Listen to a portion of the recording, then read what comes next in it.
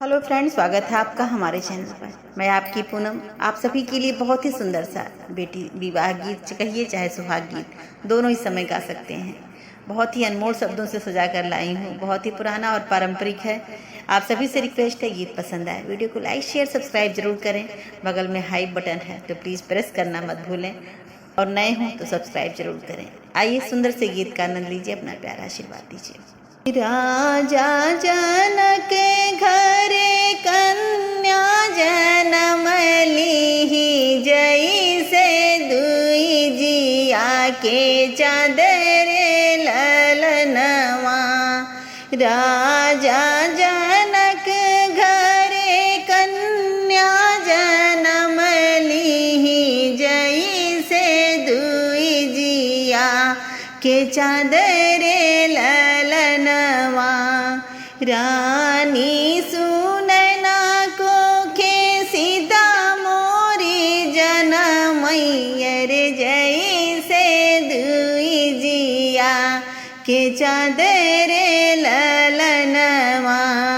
दिनवा रतिया राजा सोचन लागई हो, दिन और राति राजा सोचन लागई। अरे कैसे के करबै बियाह रे ललनवा, अरे कैसे के होई है बियाह रे ललनवा। बैठी बगलिया में रानी समझावई हो, बैठी बगलिया में माई समझावई। अरे जिनी करा मनवा उदास रे ललनवा, अरे जिनी करी बाबू ऐसन सोचे रे ललनवा। धाऊ तू नौआ रे धाऊ तू बरिया हो, धाऊ तू नौआ रे धाऊ तू बरिया।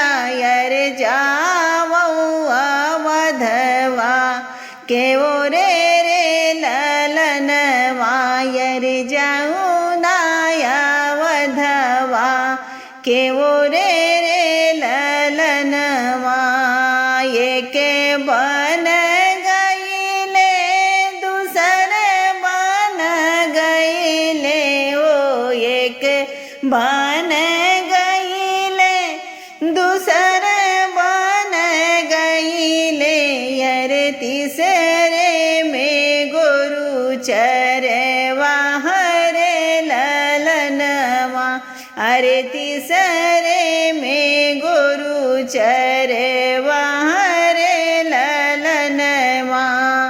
मैं तुमसे पूछा हूँ गोरु चरवा हो, हम तुमसे पूछले गोरु चरवा। अरे कौने बाटई दूसरा दशरथ दुआरे रे ललनवा।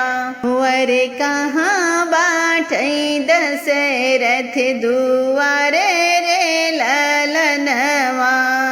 ऊंची ऊंची बाटई राजा दशरथ महलिया हो, ऊंची ऊंची बाटे राजा दशरथ महलिया।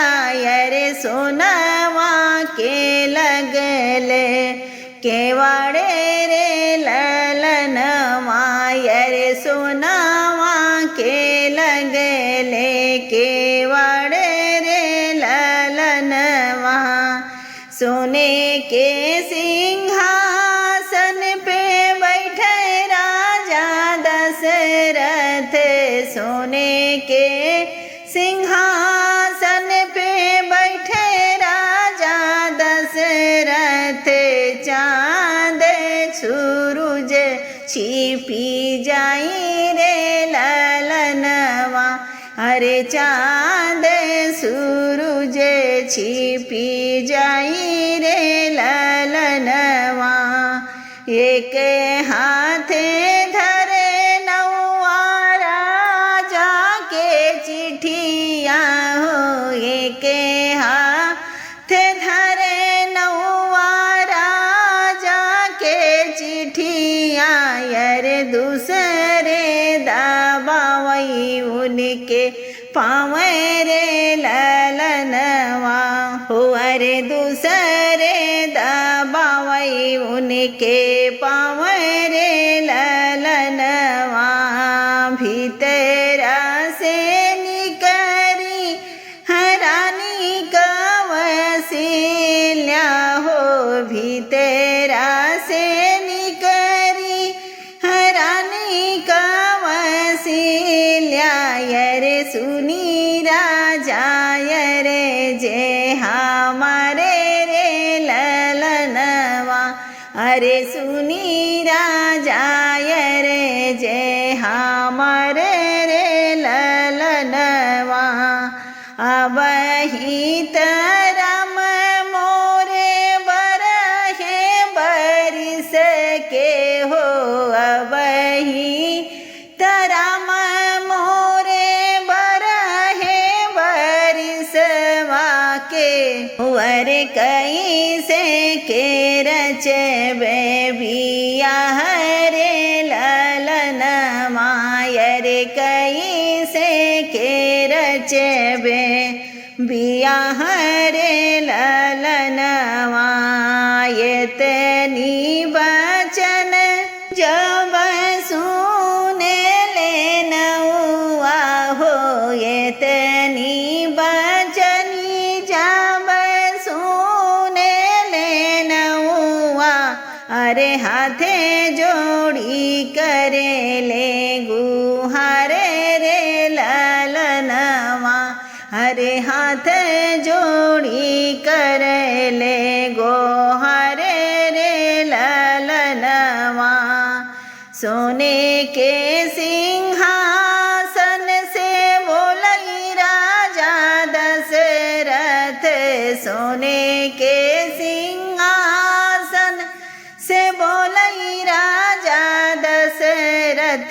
अरे चारों बेटा बाटई कुंवारे रे ललनवा, अरे चारों बेटा बाटे जे कुंवारे रे ललनवा।